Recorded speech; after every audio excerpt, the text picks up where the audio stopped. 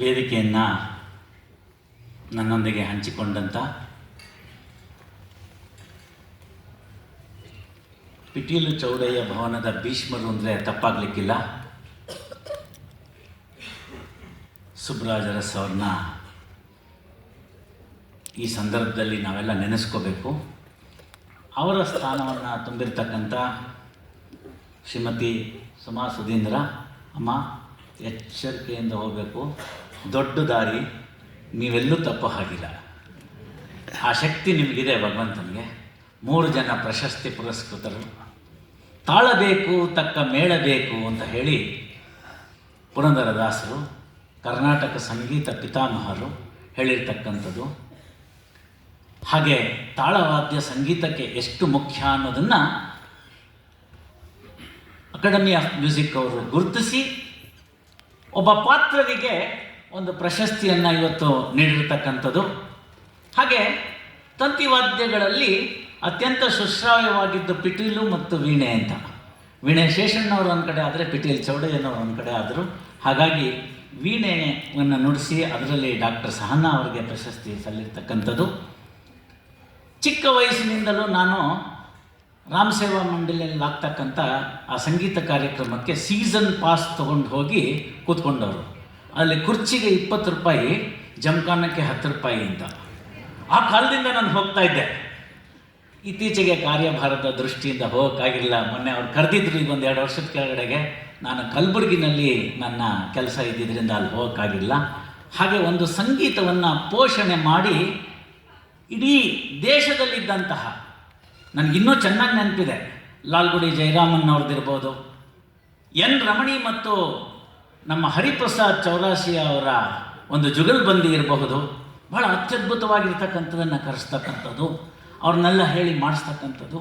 ಅದನ್ನು ಹೇಳಿ ಕಲಾ ಪೋಷಣೆ ಜೊತೆಗೆ ಸಂಗೀತ ರಸಸ್ವಾದವನ್ನು ಸಮಾಜಕ್ಕೆ ತಿಳಿಸಿ ಆ ಸಂಗೀತವನ್ನು, ಕರ್ನಾಟಕ ಸಂಗೀತ ಮತ್ತು ಹಿಂದೂಸ್ತಾನಿ ಸಂಗೀತವನ್ನು ಪೋಷಿಸ್ತಕ್ಕಂಥ ದೊಡ್ಡ ಜವಾಬ್ದಾರಿಯನ್ನು ಹೊತ್ತಿದ್ದನ್ನು ನಮ್ಮ ಅಕಾಡೆಮಿ ಆಫ್ ಮ್ಯೂಸಿಕ್ನವರು ಗುರುತಿಸಿ ಅವರಿಗೆ ಒಂದು ಪ್ರಶಸ್ತಿ ಅಂತ ಕೊಟ್ಟಿರೋದು ರಾಮಸೇವಾ ಮಂಡಳಿಗೆ. ವರದರಾಜನ್ನವರು ಭಾಳ ಮಾತಾಡೋದು ಕಡಿಮೆ, ಕೆಲಸ ಬಹಳ ದೊಡ್ಡದು ಮಾಡಿದ್ದಾರೆ. ಸಂಘದ ಪದಾಧಿಕಾರಿಗಳು ಹಗಲಿರುಳು ಶ್ರಮಿಸಿದ್ದಾರೆ. ತಾವೆಲ್ಲ ಸಂಗೀತ ರಸಜ್ಞರು ಈ 5 ದಿವಸಗಳ ಕಾರ್ಯಕ್ರಮವನ್ನು ಆಸ್ವಾದಿಸಿದ್ದೀರಿ. ಹಲವು ಬಗೆಯ ಸಂಗೀತಗಳನ್ನು ಪರಿಚಯಿಸ್ತಕ್ಕಂಥ ಕೆಲಸ ಆಗಿದೆ. ನಿಜ ಹೇಳ್ತೀನಿ, 80ರಲ್ಲಿ ಈ ಭವನವನ್ನು ಉದ್ಘಾಟಿಸಿದ ಮೇಲೆ ಇಂದು ಚೌಡಯ್ಯನವರು ಅಲ್ಲಿಂದ ಹರ್ಷಚಿತ್ತರಾಗಿದ್ದಾರೆ ಅಂತ ಭಾವಿಸ್ತೀನಿ. ಕಾರಣ ಇಷ್ಟೇ, ಇಂತಹ ಒಂದು ಕಾರ್ಯಕ್ರಮಗಳನ್ನು ನಡೆಸೋದು ಕಷ್ಟ, ಆಯೋಜಿಸೋದು ಇನ್ನೂ ಕಷ್ಟ, ಅದಕ್ಕೆ ಬೇಕಾದಂಥವ್ರನ್ನ ಸರಿ ಮಾಡೋದು ಇನ್ನೂ ಒಂದು ಕಷ್ಟ. ಆದರೆ ರಾಜರತ್ನಂ ಹೇಳ್ತಾರೆ, ವಾಗ್ಮಿಯೋ ಮಹಾಪಂಡಿತ, ಕಂಠ ಕಂಚು, ಪ್ರೇಕ್ಷಕರು 7 ಜನ, 4 ಗೋಡೆ 3 ಬೆಂಚು ಅಂತ. ಹಾಗಾಗಿ ಯಾವ ಸಂಗೀತಗಾರರೇ ಇರಲಿ, ಸ್ವಲ್ಪ ಜನ ಕಡಿಮೆ ಆಗಿದ್ದಾಗ ಒಂದು ರೆಡಿಮೇಡ್ ಕೇವಿಯಟ್ ಇರುತ್ತೆ ಎಲ್ಲ ಕಲಾವಿದರಿಗೆ, ನಾವು ಜನಕ್ಕೋಸ್ಕರ ನುಡಿಸೋದಲ್ಲ ಭಗವಂತನಿಗೋಸ್ಕರ ನುಡಿಸೋದು ಅಂತ. ಆದರೆ ಒಳಗಡೆ ಒಂದು ಸಣ್ಣ ಅಸಮಾಧಾನ ಇರುತ್ತೆ, ಕೇಳೋರಿಲ್ವೇ ಅಂತ.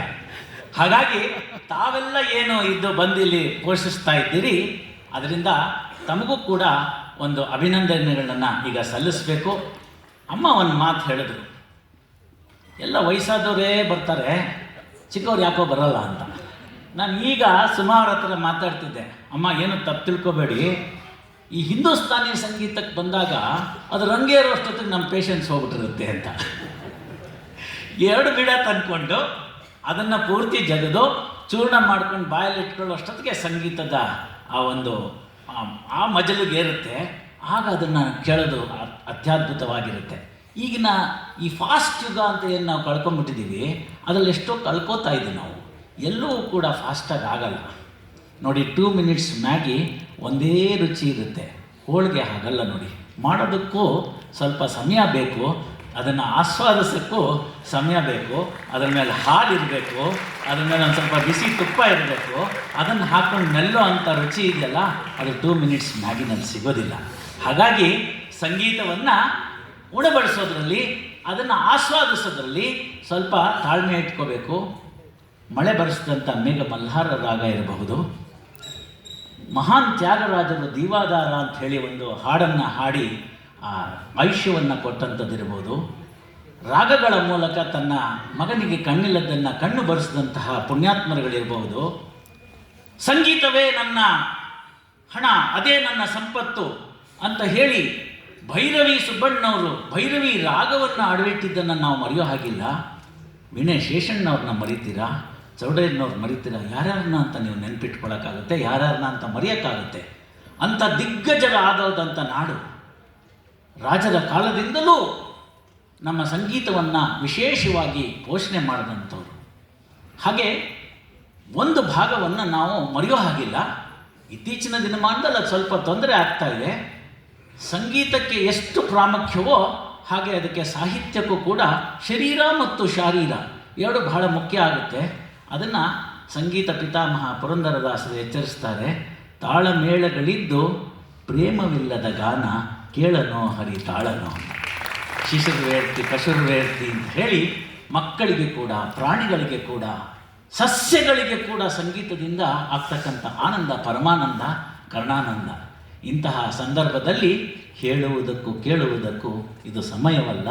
ಯಾಕೆ ಅಂತ ಹೇಳಿದ್ರೆ ಡಾಕ್ಟರ್ ಎಲ್ ಸುಬ್ರಹ್ಮಣ್ಯಂ ಅವ್ರ ಪಾರ್ಟಿಯ ಒಂದು ಸಂಗೀತವನ್ನು ನಾವು ಆಸ್ವಾದಿಸೋರಿದ್ದೀವಿ.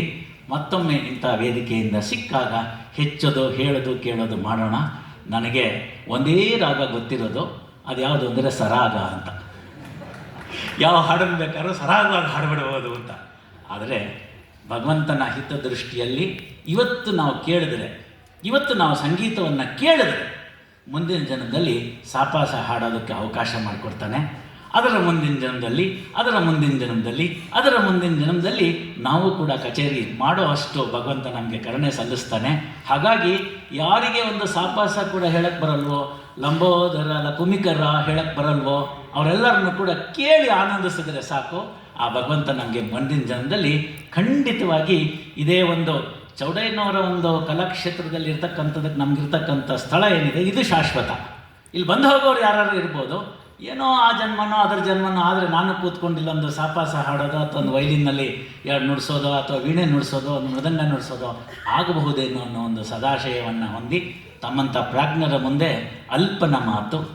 ಏನಾದರೂ ತಪ್ಪಿದ್ದಲ್ಲಿ ಪ್ರಾಜ್ಞರು ಹೊಟ್ಟೆಗೆ ಹಾಕೋಬೇಕು. ಉತ್ತಮವಾಗಿರ್ತಕ್ಕಂಥದ್ದು ಯಾವುದಾದ್ರು 4 ಬಂದಿದ್ದರೆ ಅದು ನನ್ನ ಗುರುಗಳಿಗೆ ಸಮರ್ಪಣೆ. ಶಾಂತ ರೀತಿಯಿಂದ ಆಲಿಸಿದ್ದೀರಿ. 5 ನಿಮಿಷ ಅಂತ ಹೇಳಿದ್ದಾರೆ, ಆದ್ದರಿಂದ 5 ನಿಮಿಷದಲ್ಲಿ ಮುಗಿಸ್ತಾ ಇದ್ದೀನಿ. ಧನ್ಯವಾದಗಳು.